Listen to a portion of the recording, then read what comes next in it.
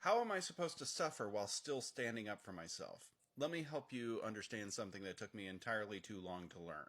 In Philippians 1, Paul tells the church it has been granted to you on Christ's behalf not to only believe in him, but also to suffer for him. You also have places in like Romans 8 where it says, we are children, also heirs, heirs of God and co-heirs with Christ, if indeed we what?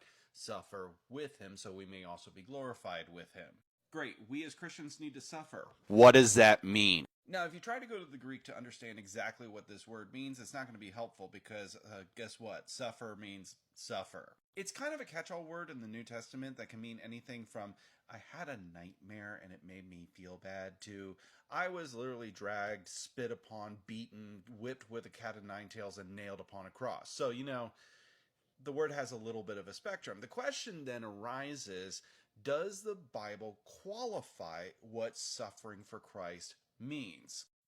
Oh, it does. Thank you, Peter. 1 Peter 3:1. Therefore, since Christ suffered in the flesh, arm yourselves also with the same understanding. So Peter's about to tell us exactly what it means to suffer for the sake of the gospel. To suffer for the sake of the gospel is to suffer like Christ suffered. It says, because the one who suffers in the flesh is finished with sin, in order to live the remainder of the time in the flesh, no longer for human desires, but for God's will.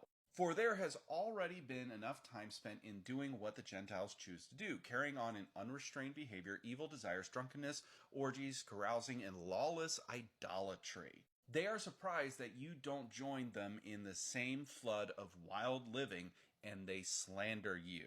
There's 2 points that Peter's trying to make that are related to each other in regards to suffering as a Christian. Number one, we are not to repay evil for evil. We are to continue doing good. We're not to give into sin because suffering in the flesh, suffering like Christ, is to be done with sin. And number two, we are not to indulge in the sin of the people who are trying to make us suffer. That second point is the point that took the longest for yours truly to learn, because I, like many other Christians, had this idea in my head that suffering for Christ meant laying yourself down in front of people that would abuse you, that would take advantage of you.